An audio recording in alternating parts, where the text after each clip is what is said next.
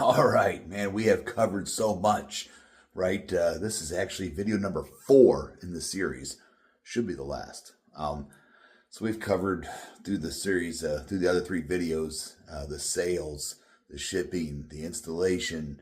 We've went over the different pieces of the rack itself, the attachments. We went over the support arms. We went over the Smith machine. We went over the cables, which is hands down my favorite part.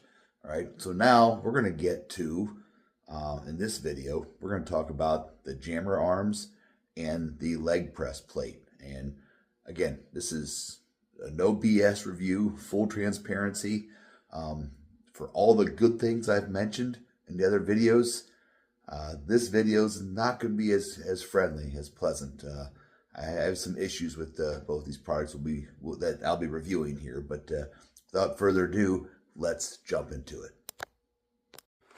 So I went ahead and took the liberty of installing the jammer arms on here because I do not have a dedicated film crew and it'd be too hard to show, but it's pretty simple, right? Just hooks through here, and it has this pin here to secure it in, and it's actually secured pretty good. Has a little bumper plate there, has a cotter pin to where you can adjust the height of the handle in these different positions. That's a plus.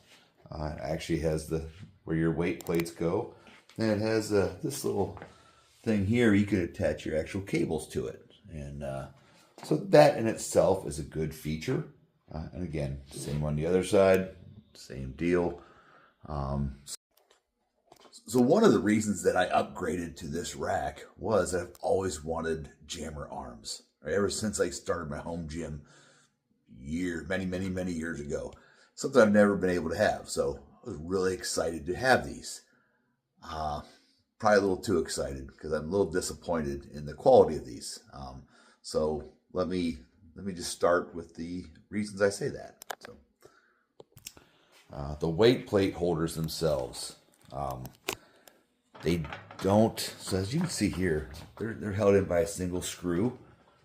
And when I stack the plates on there, this thing starts to bend. Like it doesn't want to hold them all. I've had, 345s on each side. I didn't want to add more weight because these things look like they would break or fall. That is very disappointing to me. I will say when I hook the bottom of these jammer arms to the cable attachment, that is actually a lot better. Provides great resistance and provides a much better workout. So I will say I don't use plates anymore for these jammer arms. I use the cable attachment only, and that piece has been phenomenal. So no real concerns there on the cable piece. Big time concerns on the weight plates.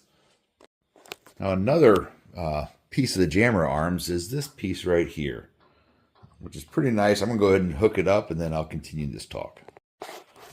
So I went ahead and hooked it up there. Just slides in right there, put the pin in. Unfortunately, there's only one position on the jammer arms that this bar can go. And that's going to be problematic. I'm going to tell you why here in a minute.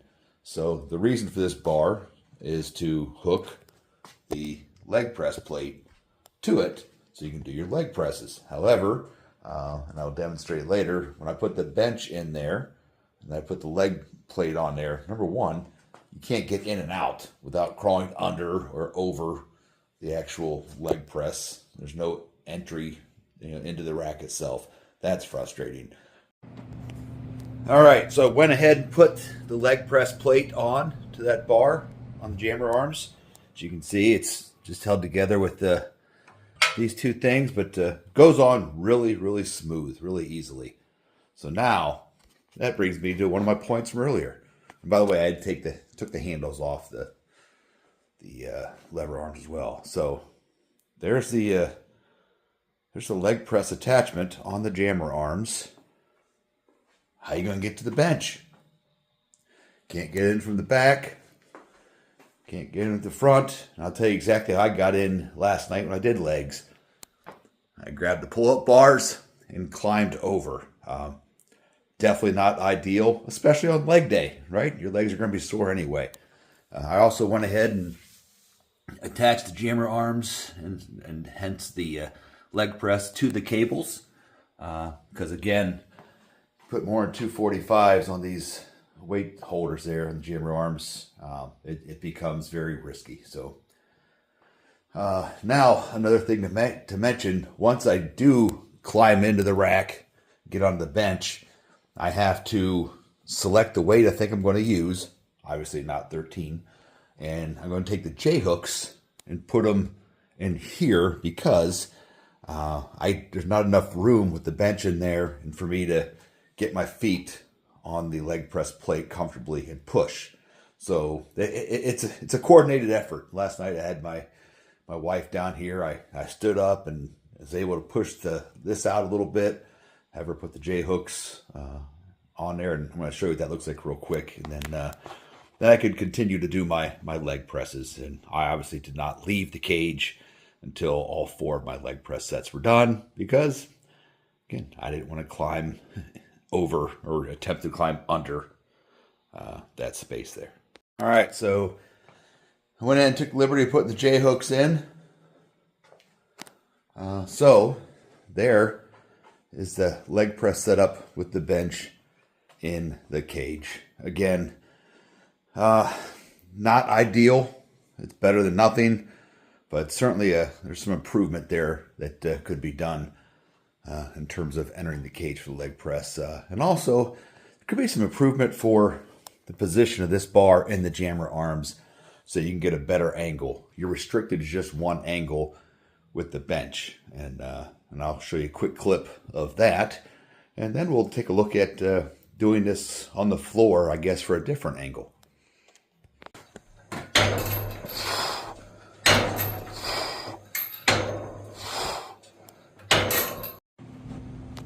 So I basically took this apart, took the bench out, and put it back together. And doing that, you do get a different angle, and let's see what that angle looks like. All right, so just a different angle, laying on the floor, kind of a little higher. Again, not ideal, but not awful either. So there's that. So another option for the leg press plate is to hook it directly to the Smith machine bar, lay on the ground and just do a vertical leg press. I don't do these ones a lot. It's kind of uncomfortable for me with my back, but certainly if you're a vertical leg press person, this isn't a bad option. Obviously lifting up your feet off the Smith machine and going from there. I'm going to attempt to demonstrate. As you can see, it comes off pretty good. So pretty self-explanatory. It's the smoothness of getting this back off and on the Smith machine isn't great, but not awful. Back to the jammer arms here. So I love the jammer arms for the bench press mostly, right? That's what I've always wanted it for. Now, again, ideally, like put some plates on here and get after it, like I do at the commercial. I used to do at the commercial gym. It just won't hold the plates. So we're hooked to the cables. Again, not ideal, but it's a different level of tension, so not awful. But, these, again, no real weight on here right now, but pretty simple. You can do different angles, sit straight up, different hand placements. You can lower the handles, raise the handles. That part is pretty cool. Well, there we have it. There's my attempt at a review of my Jacked Up Fitness Extreme all-in-one power rack. I will say that I hope you found this useful. I will say that this has been a great addition to my home gym. It's been a game changer. Just a quick recap: sales fantastic, customer service fantastic, shipping fantastic, assembly and instructions thumbs down there. The quality of the attachments really good.